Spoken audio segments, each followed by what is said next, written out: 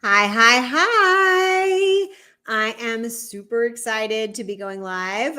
Just went live a moment ago and had a weird video thing play in front of me. Anyway, we are going live with my first PivotPoints live stream, which I'm here for you each week, most weeks, to share some of the top tips and nuggets that come up in the weekly coaching that I do with my Thrive clients, designed to help busy CEOs of nonprofits or really any 7- and 8-figure organizations, for-profit businesses who are trying to make an impact, tackle the overwhelm, and get everything done, making a difference in the world with more joy and time to do what matters most. So I encourage you to join me here, wherever here is for you. I'm on Facebook. We have a great group for executive directors, LinkedIn, and YouTube, where we have a nice little community as well.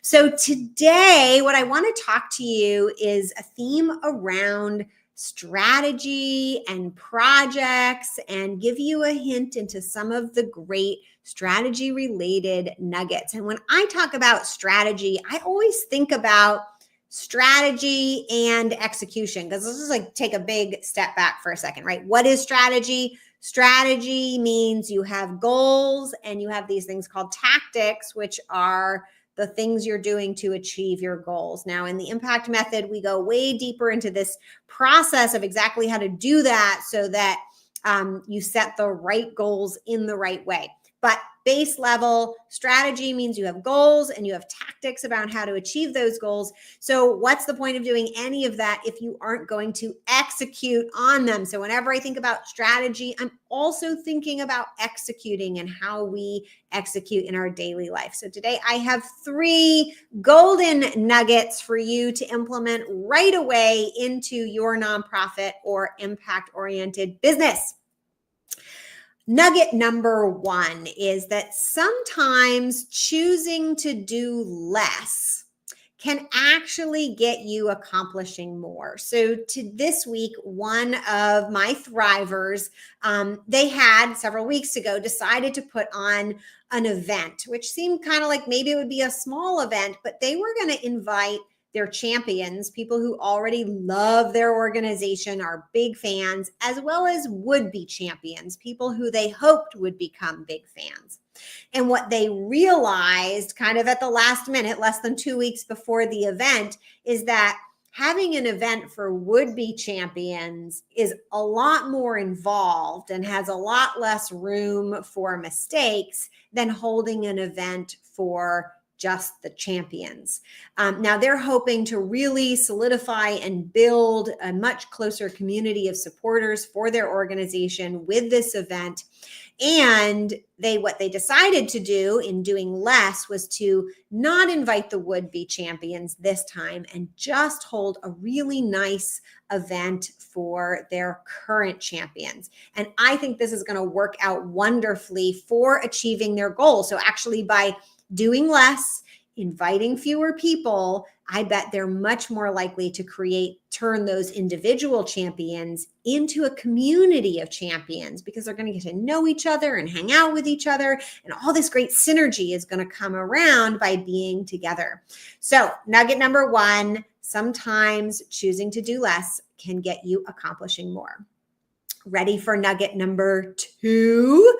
Nugget number 2 is, just because you come up with a new project, you hear a new idea and you're like, oh my God, we have to do that project, doesn't mean you should add it to your task list right now. In fact, I say that only projects that come from your strategic goals should make it eventually onto your task list. So next time you hear the new thing that's going to make your organization or your business better, please don't add it to your task list right now. Go back to your strategy, or just put that idea on an ideas board for now, so that when you do your strategic planning, you're doing that, right? for for-profits and nonprofits, you should be doing strategic planning on the regular, right? In the impact method, we're doing strategic planning every 2 months. That's right. Not even quarterly, every 2 months, we're looking at our strategy and making updates and refinement. So whenever you look at your strategy, and if you're not looking at your strategy or you don't have one, please reach out. Send me an email, sarah@pivotground.com. I'll point you in the right direction towards getting a strategy. Or if you want to just use the impact method, go to pivotground.com/application, pivotground.com/application. I'll put it in the comments. And you can learn the whole impact method. But in any case, go to your strategy, look at your goals, say, which goal does this project help us achieve? And add that project to that goal, and then plan it into your workload or your team's workload as it makes sense with priority and the rest of your goals, right? So please go back to your strategy when you get a new project and make it fit in there. Now, what happens if your new project doesn't fit with any of your strategic goals? Well, now you have to ask myself, is this a project that we really shouldn't be doing? Or are we missing an important strategic goal here, right? So pick one of those two directions to take. If it's not really going to meet a goal and there's a goal you should add, then you need to say, that was a wonderful, fun sounding project, but it's not for us. Okay. And if you are missing a strategic goal, then do all the proper steps you usually do when creating your strategy to make sure that you have the right strategic goal and a set of tactics that are likely to achieve that goal. Nugget number 3. Am I holding up 3 fingers? Yes, I am. Nugget number 3 is that when things are feeling unknown and overwhelming, the best thing you can do, the best decision you can make is just to keep moving forward. And really, forward is relative in this case. Any change will be an improvement to your current situation. When things are scary and there are a lot of unknowns, they're overwhelming, our tendency is we want to just curl up and stay still and do nothing because we're afraid of making mistakes, right? But this is actually the biggest mistake we could be making. And here's why this works. I'm sure you want to know. So when you decide to make a change, decide to take a step forward, decide to try the next thing or keep trying the thing you were trying before, anything whatsoever, you're going to kind of create some amount of data. You're going to get some new information, right? Imagine, a totally flat water, right? You're just looking at a lake and it's hard to, know what's going on. As soon as you make any movement in that water, all these ripples are going to appear, and that's going to give you information about where the edge of the water is, all sorts of things. So in your case, make a change, take a step forward when you're feeling like there are a lot of unknowns, and then notice what happens. Look around, like what did I learn from that change, right? So when you do this, now that you have more information, and you may have some hindsight too, right? Hindsight is great data.